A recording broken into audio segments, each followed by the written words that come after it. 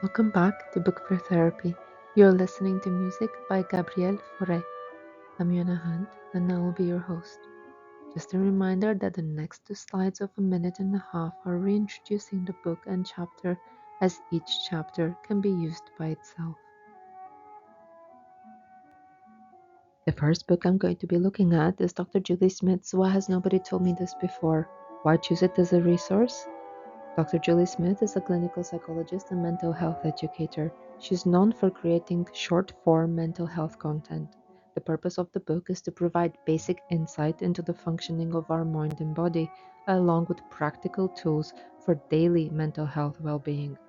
The content focus is a clear and detailed look at how these ideas would be discussed in a therapy session, together with simple step-by-step guidance anyone can follow.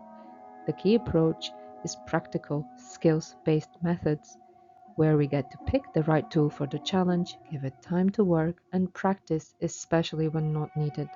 Its distinctive element is that it is a toolbox filled to the brim with different tools for different jobs, and it's not a key to a problem-free life, but with some guidance and self-awareness, struggle can build strength.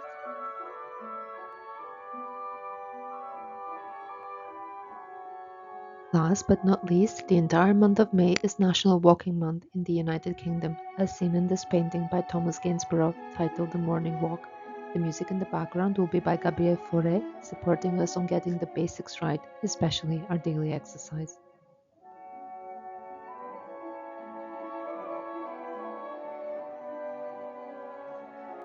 This past month of May was National Walking Month in the UK as mentioned. However, every day is Personal Walking Day for reasons detailed below and later on in the episode.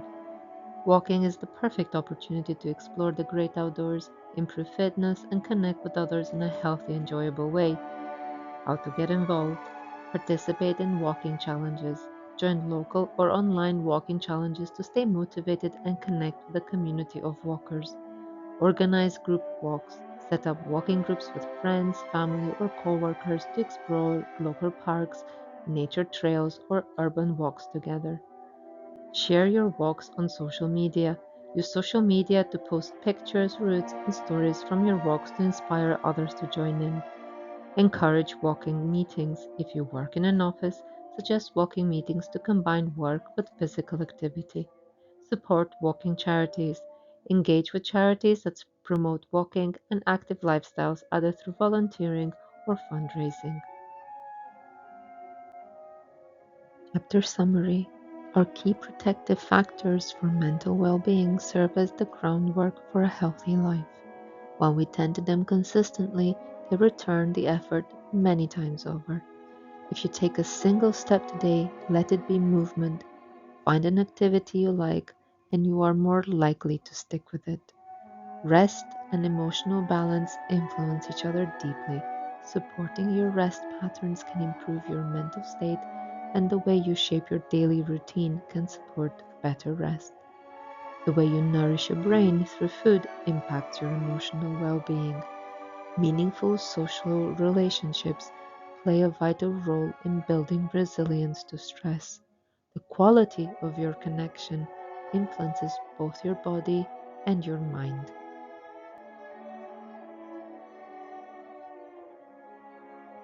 The basics are not glamorous. They don't give us that hit of having bought something that promises to fix everything. But they are cash in the health bank. When life starts throwing things at you, those defenses are going to keep you standing and help to pull you back up if you fall. How to get the basics right. Because they are like cash in the health bank, the basics are the first to be neglected when not feeling good or under stress. However, when compromised, it's not a sign of failure. And while underestimated, they are scientifically validated defense tools. The basics are life's defense players, basic well-being habits, like a team crucial for the game, where one player can cover for another. Letting go of the basics is like removing defense players from the pitch instead of adjusting the game plan to keep some defenses up. Consistency is key as there is no perfect diet of social interaction, and the basics are foundations, not goals. What's more, when defenses are compromised, it is a sign of life happening. Regular checks are fundamental to keep defenses on radar, improving and strengthening them through mindful habits. We often overlook these practices because they seem too familiar.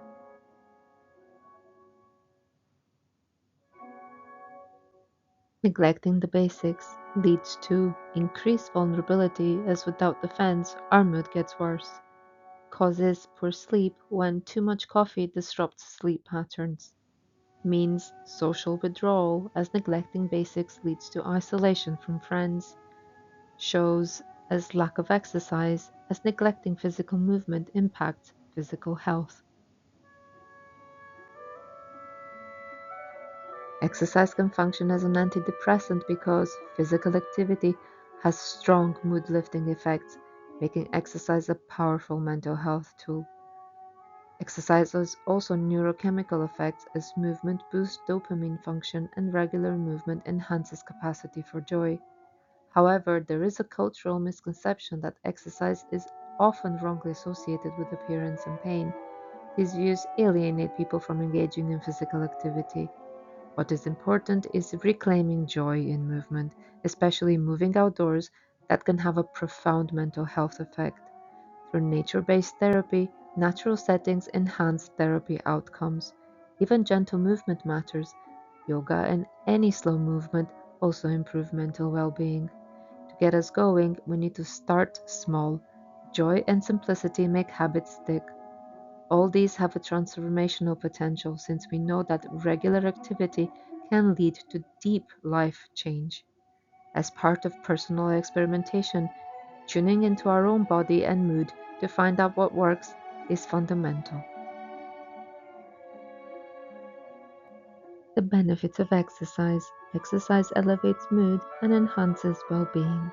Because it increases dopamine levels, it elevates mood, which has potent antidepressant effects. This in turn causes increased pleasure since our capacity for joy increases. Our mind is therefore calmer when it has the ability to calm the body. There is a significant connection between sleep and health because sleep affects both body and mind. There's also bidirectional impact where mental health and sleep influence each other. Perfection is not required. Good enough sleep is the goal. Nevertheless, if we suffer from chronic insomnia, specialist support is helpful. Exercise timing is mentioned as relevant.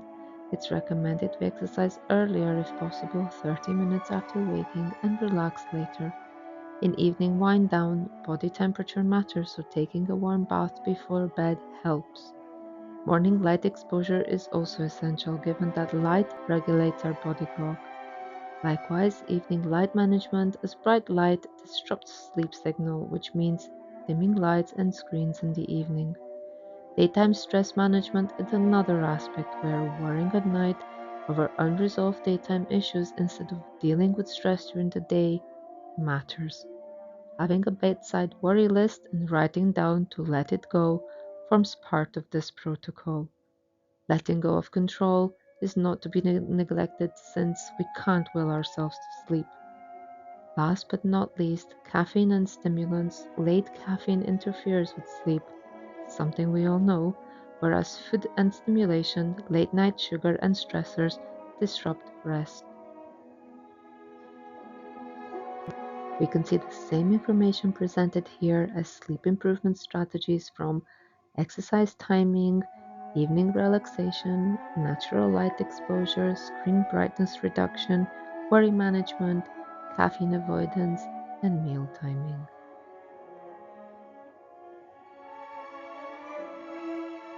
There is an obvious mind body connection as mental and physical health are interconnected.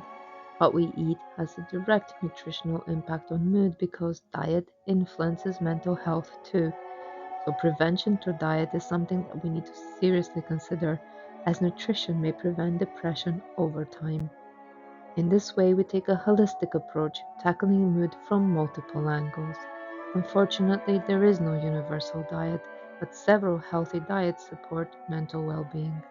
Good diets do have common features where the consumption of whole, unprocessed food is key. In essence, nutrition education is the way forward because we need to be properly informed not informed by fads. Last but not least, sustainable change with small, consistent improvements matter more than drastic changes. What to eat, one small change at a time. Key takes.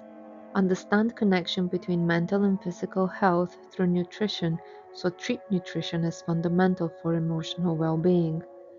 Research benefits using credible sources rather than social media to appreciate the connection between what the brain is fed and well-being. Experience the health benefits of whole, unprocessed foods, healthy fats, and whole grains. Reflect on how healthy nutrition makes you feel emotionally, not just physically, as it has a significant positive effect on depressive states. Make small changes, implementing dietary improvements by asking daily, what is one small change I can make today? Routine plays a critical role in well being because there is safety through structure, where repetition and predictability offer psychological safety. However, we do need to balance it with variety. Both routine and novelty are needed. Disrupted routine can cascade, and small routine shifts can snowball into broader dysfunction. In the same way, there is a cumulative effect, as tiny changes can have a big impact over time. Like with everything else, no perfect routine is possible, no universal ideal structure. What matters is flexibility. We should engage in course correction when the awareness of being off track is needed. Routine key takes. Establish routine, creating a predictable daily structure that keeps us safe. Maintain routine, sticking to a known structure that helps us with low states. Introduce variety by adding pleasurable or exciting activities for a sense of adventure. Notice disruptions and identify deviations from the routine. And finally, adjust routine by modifying it to restore balance to suit circumstance. Relationships, how important are they for our well being? Strong relationships support mental health across the lifespan, whereas the impact of poor relationships significantly affects our mood. When we're going through depression, we experience withdrawal because low mood encourages isolation, worsening depression. Humans are social creatures, and we heal through connection as social interaction uplifts and grounds us. There is a mutual benefit of support since giving and receiving help boosts our well being. Even with nonverbal presence, meaning just simply being around others helps.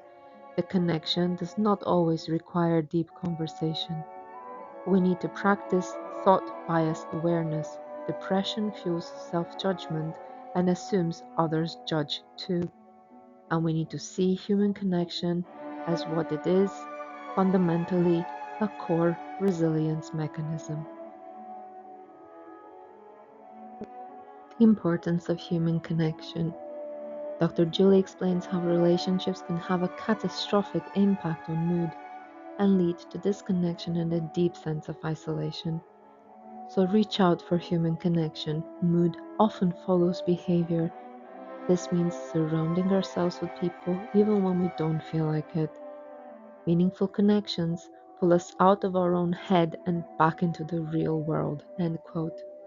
In connecting with others, even just by observing or interacting and building bonds if we can, we overcome isolation. That is, we swim against the tide of depression.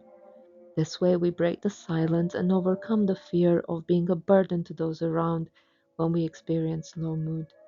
The relevant thing is the quality of presence when we are around safe people, even in silence. As mentioned before, real connection is our inbuilt resilience mechanism. That's all from me for now. I hope you have found the information in this chapter easy to use for your daily well-being practice. Both the music in the background and the painting are by artists celebrated in the month of May. This episode concludes the first part of the book on dark places. Thank you for listening and see you soon with an intro on the next part. on motivation.